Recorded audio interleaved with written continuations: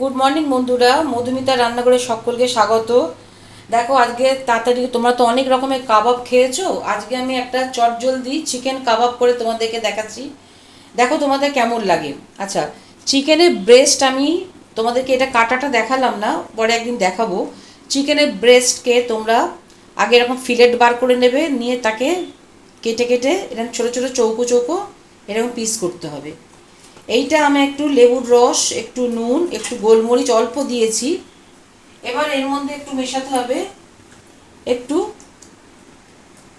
ওই আদা রসুন বাটা। এটাকে একটু মেশাচ্ছি, তোমাদেরকে দেখাচ্ছি কী কী মিক্স করব আমি।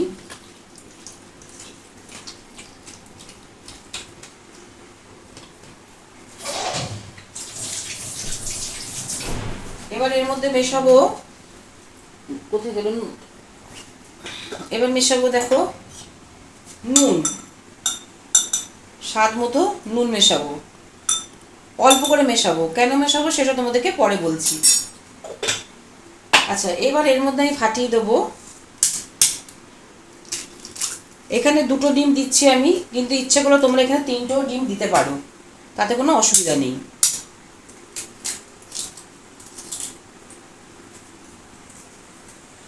আচ্ছা, এখানে রয়েছে দেখো আমার পুদিনা পাতা, যদি পুদিনা পাতা থাকে দেবে, না থাকলে তোমার ধনে পাতাও ছিঁড়ে দিতে পারো। এটা একটু হাত দিয়ে ক্রাশ করে আমি দিয়ে দিচ্ছি।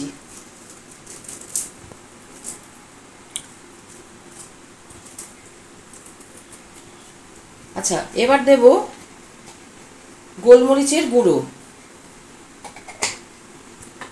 তারপরে দেবো দেখো এখানে রয়েছে আমার চিজ গ্রেট করে রাখা আছে, এই চিজ আমি দিয়ে দেবো।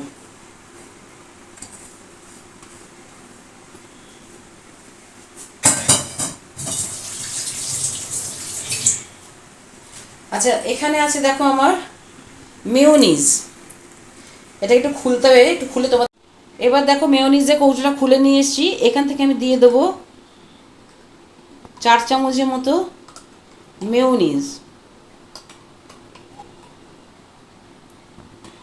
আচ্ছা, এবার দেব চিলি ফ্লেক্স, যদি বাড়িতে বাচ্চারা থাকে তাহলে তোমরা এটা স্কিপ করে যেতে পারো।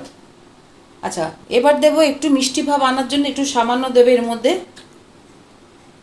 মধু।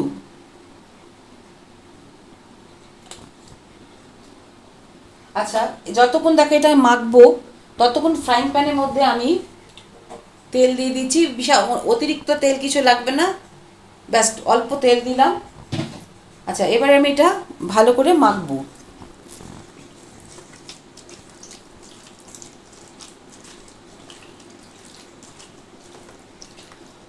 আচ্ছা, যেহেতু ডিম আছে, এটাকে বাইন্ডিংসের জন্যে আমাকে দিতে হবে, আমি দেব এখান থেকে দেব ময়দা।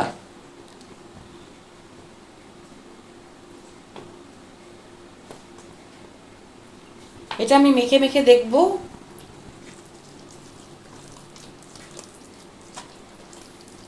এটাকে ভালো করে আগে মাখতে হবে।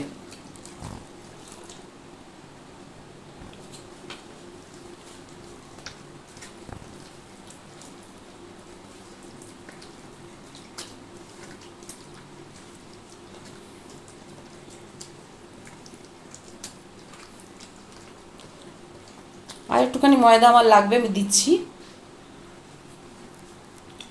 একটু বাইন্ডিংসের জন্য একটু একটু ময়দা লাগবে, ব্যাস। সেটা তোমরা বুঝে নেবে কীরকম লাগবে, একটু বুঝে নেবে। আমি এর মধ্যে ধরো যা মাংস আছে এটাতে আমি মোটামুটি 4 চামচ তো ময়দা দিয়েইছি।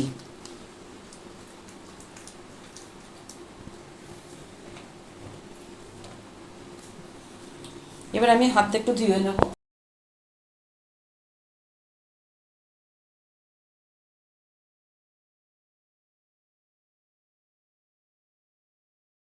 বন্ধুরা দেখো, ঠিক এইরকম অবস্থায় রাখতে হবে। কাবাব তো অনেক রকম খেয়েছো, কাবাব গড়তে হয়, আমি কিন্তু করবো আজকেও অন্য প্রসেসে।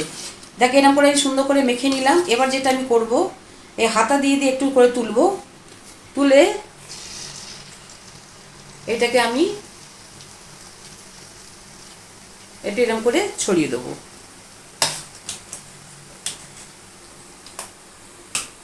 এখানে হাতা করে এটাকে তুলতে হবে।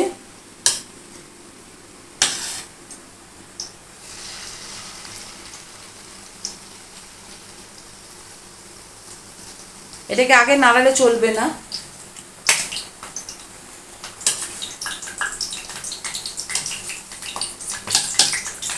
আমি আর একটা এখানে ছোট করে করছি, জায়গা বুঝে করবে। এটাকে একটু হাতা দিয়ে দিয়ে এরকম করে সেট করে দিতে হবে, আর কিচ্ছু না। এবার এটাকে হতে দিতে হবে। বন্ধুরা দেখো, আমি মাঝে এইটা একটু ভাজা হয়েছে, এটাকে একটু উল্টে দিয়ে গেছি।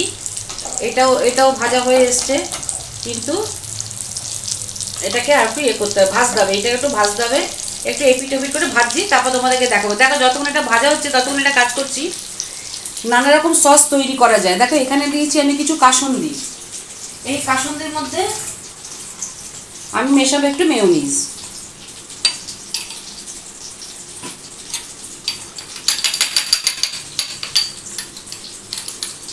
এই মেয়োনিজ দিয়ে মিশিয়ে তোমরা কিন্তু ডিপ করে খেতে পারো।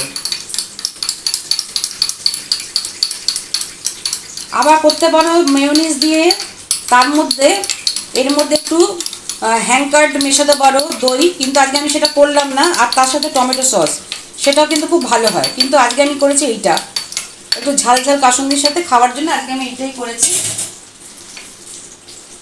এইটাই আমি সস বানিয়েছি, আমি এটার সাথে আজকে করবো।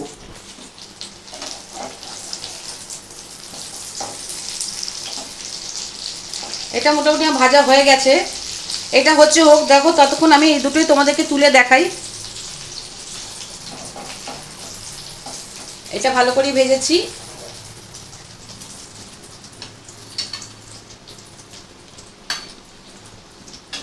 এগুলো খুব ডেলিকেট জিনিস, একটু মানে আলতো করে হাতে নেড়ে করতে হয়, নাহলে কিন্তু এই যে একটু খুলে গেছে, এর জন্য করে চিন্তা করার কিছু কারণ নেই।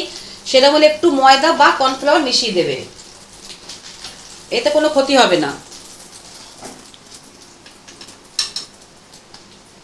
এইটা ভাজা হচ্ছে হোক। দেখো তৈরি হয়ে গেল একদম আমার সহজ পদ্ধতিতে চিকেন কাবাব। এটা কিন্তু খেতে অসম্ভব সুন্দর হয়। খালি এই যে আমি যেমন এখন ভেজেছি, এইটার মধ্যে আর একটু, আমি না বেশি ময়দা কোটিং করি না, কারণ বেশি ময়দা কোটিং করলে ময়দা ময়দা হয়ে যায়। কিন্তু আরেকটু তোমরা কর্নফ্লাওয়ার এর মধ্যে মেশাতে পারো বা ময়দা মেশাতে পারো, তাহলে কিন্তু একদম ঠিকঠাক হবে। আজকে যেভাবে আমি করলাম ঠিক এই প্রসেসে তোমরা করো। আর পুদিনা পাতার বদলে তোমরা কিন্তু ধনে পাতাও দিতে পারো, সেটাও কিন্তু একটা ভালো টেস্ট হবে।